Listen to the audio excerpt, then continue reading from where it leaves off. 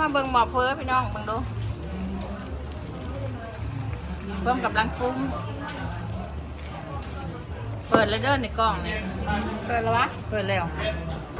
แล้วยังแหน่เป็นเห็ดล้มทานพี่น้องมีเฟอเป็นชุดจะหน่อยใส่บาทยังบ่ฮอดยามใส่บาทหาเอาอาหารหูอาหารตาก่อนพี่น้องนี่ลูกซีดป้านี่จะมาไข่อันนี้แกงลากูพี่น้องแกงลากูไก่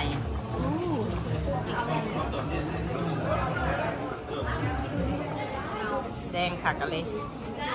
แกงละคูเด้อพี่น้องเอ้ยโอ้ลังกาเกียม สบายดีจ้ะ เป็นลังกาเกียมเครื่องตำมะคุง ผมเป็นต่ำทุกคน มันนี่สิสาวมาเด้อบุญหวาบุญนำกันเด้อนำกันบุญท่วมเกียมแล้วเมื่อไรมันบอกยังเกียมอะไรพี่น้อง มันจะไม่พอกัน มาเด้อเต้นมาเข่านี่หลับกุ้งมาแล้วพี่น้องมาแล้ว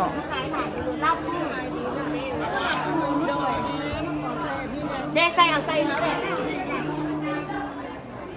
อันนี้จืนไก่พี่น้องมาดูจืนไก่กันฮ้อนขอบใจหลายบายนี่พวกครัวจืนไก่อันนี้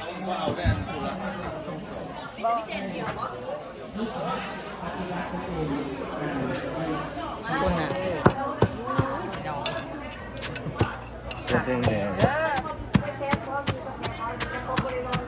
มันเป็นของลิ้นพี่น้อง เพชรอยู่บนเด้พี่น้องกำแล้วก็เขาก็เอามักลินที่เขาซอยไว้นี่ลงไปได้บ้านี้พี่น้อง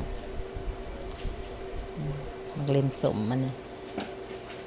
สมแซ่บมักลินน้อยโดนมะคุงก็หลายใช่ไหมพี่น้องเอ้ยมะคุงปนกับแครอทมะคุงเกือบเต็มซามนี่ปรุงในโขกเลยก็มาเทใส่ซามแล้วก็ซ้าวอะไรแบบนี้เนาะ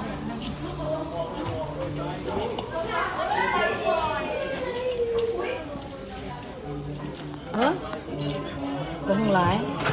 ยาผู้ใดจะได้ทุกโกข้าเจ้าบรรลุ บ่อันเรามันไหล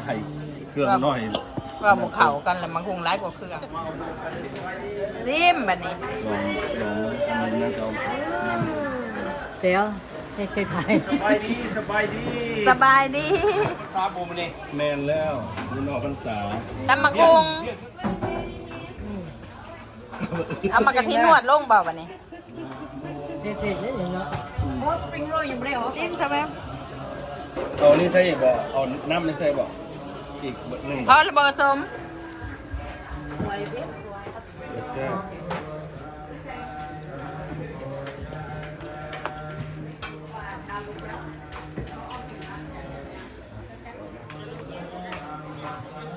มากเพิ่นกะเคลียร์ออกโอยเอา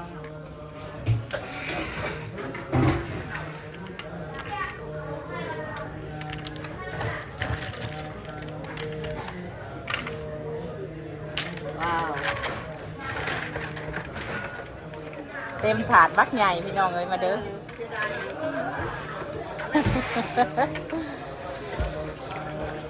จบ จบบัดนี้แล้วมันจะเตรียมถาดใส่บาตร สบายดีมาเด้อเฮ็ดบุญนำกันอยู่วัดบุญออกพรรษา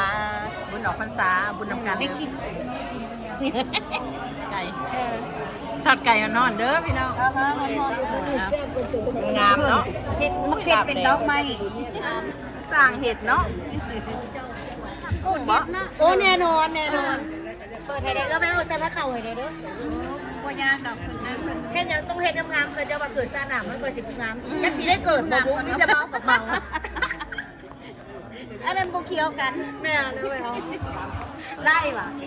กับวิดีโอแหละ วิดีโอบ่ได้ไล่ ฝากเครื่องไผ่ฝากโลด จะสิฝากทั้งไปก็ฝากทั้งพี่ทั้งน้องเซนตโลซ่าบ่ทุกคนนี่แหละมาใส่บาตรนำกันนี่ล่ะ มาใส่บาตรน้ำกัน ย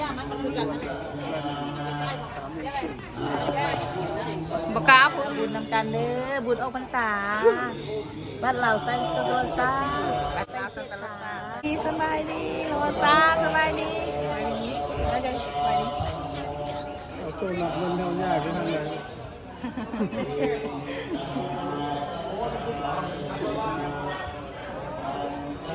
สิพาพี่น้องอย่างขับไปเลาะทางในพี่น้องเพื่อนเพื่อม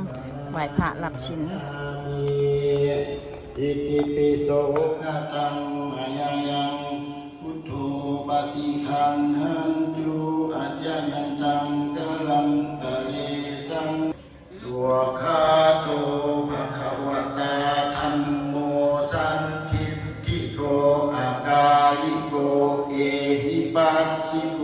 โอปันนายิติตังตะเลสังวะหิตุงวะธัมเม สุปฏิปันโนภะคะวะโตสาวกสังโฆสุปฏิปันโนภะคะวะโตสาวกสังฆเลสังวะหิตุงวะสังเฆอุกาสวันทามิเตเจติยังสัพพังสัพพทานิสุปฏิทิตังสาริกธาตุมหาโพธิตาลุปังสักขลังสัทธาธรรมาอุกาสวันทาวิพันเตสัพพังอปารทังขมัทเม ก็ไปร้องเพลงจากเพลง มาแล้วข่อยแล้วบ่เห็นจังเลยบ่ทักทายแล้วอันน่ะใส่ปากสิโลภาษาเด้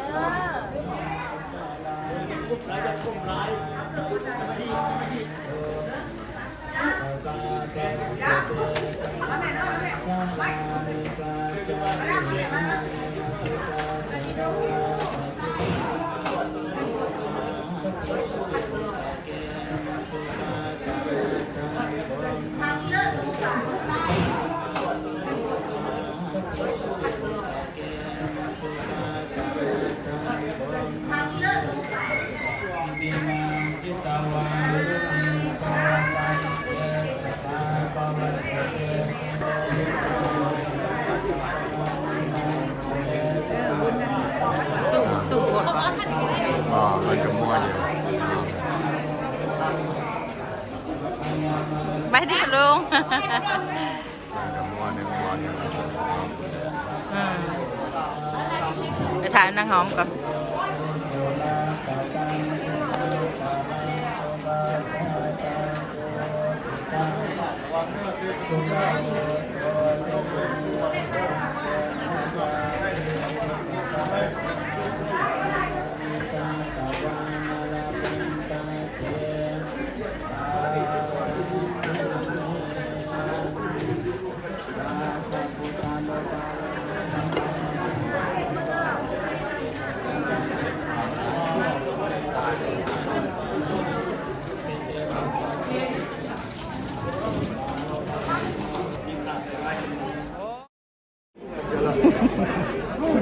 ข่าวสองกล่องคุณน่ะ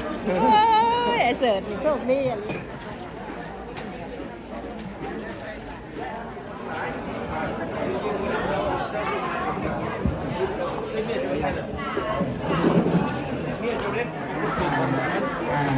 วันนี้เป็นบุญ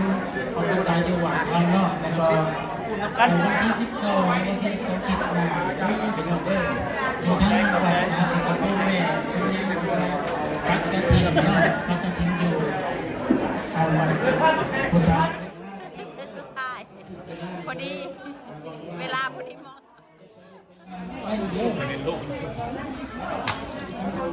กระทบยังมีอยู่ทั้งวันและก็มีอยู่ตัวที่สาม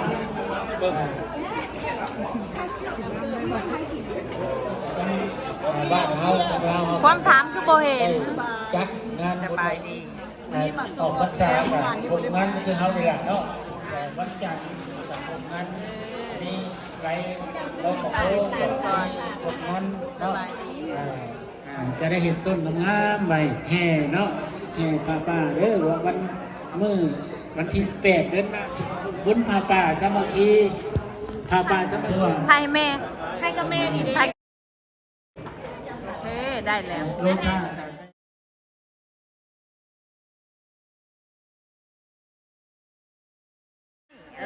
อันนี้วิดีโอเด้อนี่ตักบาทคนสุดท้ายพี่น้อง คนทุกท่ายลูกหลาน 12นี่เบิดเขตคันในสำหรับช่วงของพรรษา อันนี้ผู้สุดท้ายอันนี้ เรียนแหละ สุดท้ายกำลังตุก ม